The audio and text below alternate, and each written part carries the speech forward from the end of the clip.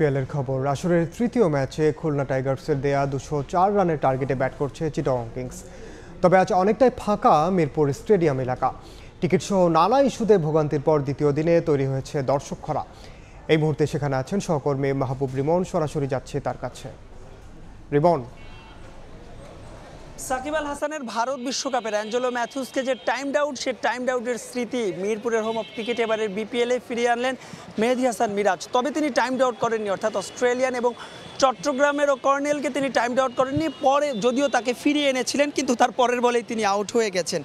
এর বাইরে যদি বলে একটা বিশ্ব রেকর্ড হয়েছে, ওশেন থমাস এক বলে 15 রান দিয়েছেন এবং তার যে প্রথম ওভারে তিনি 12টা বল করেছেন, ওয়াইড নো সব কিছু মিলিয়ে 12টা বল করেছেন। সব মিলিয়ে কিন্তু মাঠের ক্রিকেটে জমে উঠেছে বিপিএল। তবে সেই মাঠের ক্রিকেটের বাইরে দর্শকের কথা বারবারই ঘুরে ফিরে আসছে। সকাল থেকে আমরা দর্শকদের খবরও জানাচ্ছিলাম। বাস্তবতা হচ্ছে আজকে গ্যালারি একেবারেই ফাঁকা। দুপুর গড়িয়ে বিকেল হয়ে গেছে, দ্বিতীয় ম্যাচ কিছুক্ষণের মধ্যেই শুরু হয়ে যাবে, তবে দর্শক একেবারে নেই। তবে দর্শক না থাকলেও রানের খেলায় রান কিন্তু হচ্ছে এবং প্রথমবারের মতো এবারে বিপিএলের তৃতীয় ম্যাচে এসে কিন্তু যে 200 রান, সে 200 রান পার হয়েছে।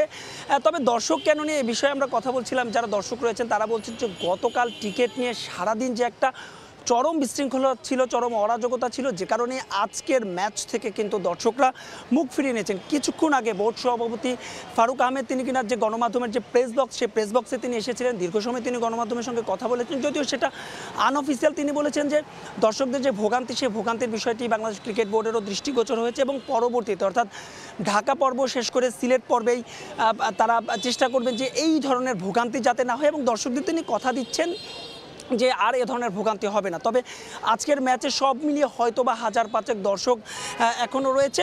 তবে মাঠের ক্রিকেটের কথা যেটা বলছিলাম, যে নতুন উইকেটে খেলা হচ্ছে আজ, যে কারণে রান যেটা, সে রান কিন্তু হচ্ছে এবং পরবর্তী ম্যাচও হয়তো বা সে রানের ধারাবাহিকতা থাকবে। তো এই ছিল আমার কাছে মিরপুরের হোম অফ ক্রিকেট থেকে দর্শক এবং বিপিএলের ম্যাচের সবশেষ আপডেট।